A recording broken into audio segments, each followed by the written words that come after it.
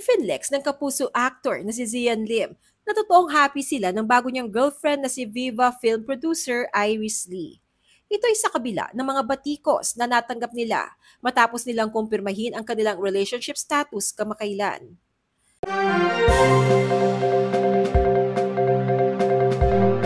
Inula ng samot-saring komento at reaksyon mula sa netizens ang latest Instagram post ni Zian kung saan for the first time nag-post siya ng mga litrato nila ni Iris sa kanyang mismong Instagram account.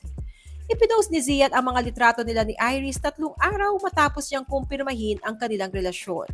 Ang mga litrato ay kuha habang nagsushoot sila sa Thailand para sa bagong pelikula na idinidirect ni Zian kung saan si Iris ang producer. Sa isang litrato, kapansin-pansin na comfortable at masaya si Zian katabi si Iris habang may tinitingnan sila sa camera.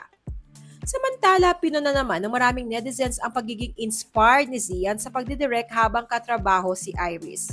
Pinuna rin nila ang pagiging matured at professional ni Iris sa pagtatrabaho. Ayon pa sa ilang netizens, mukhang matalino raw si Iris at hindi sabaw. Mukhang nahanap na nga raw ni Zian ang the one para sa kanya sa katauhan ni Iris dahil pareho silang intelligent at dedicated pagdating sa filmmaking. Samantala, ipinagtanggol naman ng general manager ng Aguila Entertainment Agency na si John Enriquez si Zian laban sa mga bumapatikos dito dahil nag-cheat umano ito kay Kim Chiu. Ayon kay John na veterano na sa larangan ng PR at marketing at dating PR head ng ABS-CBN, 15 years na niyang kilala si Zian at alam niyang hindi ito kailanman nag-cheat. Ayon pa sa kanya, committed umano si Zian sa kanyang mga relasyon at ang lahat ng mga ito ay tumatagal. Iginiit din ni John na dapat ay wala na raw issue at manahimik na ang mga fans ni Kim dahil nilinaw na raw ni Zian na walang third party sa hiwalayan nila ni Kim. Patunay daw dito ang mutual statement ng dalawa. Binigyang diin din ni John na hiwalay na si Zian kay Kim nang mag-date sila ni Iris kaya wala raw cheating na nangyari.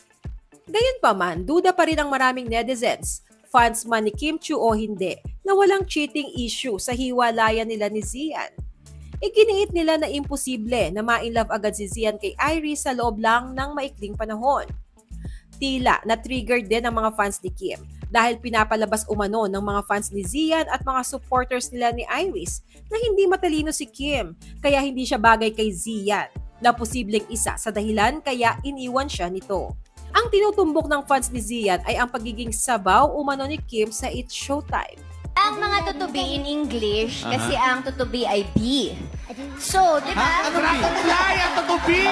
Tutubi! Bubuyog, bubuyog. Naniniwala rin sila na kaya mas maingay ang kampo ni Zian kesa kay Kim dahil mukhang nililinis daw ng mga ito ang pangalan ni Zian para hindi maapektuhan ang ginagawa nilang pelikula ni Iris.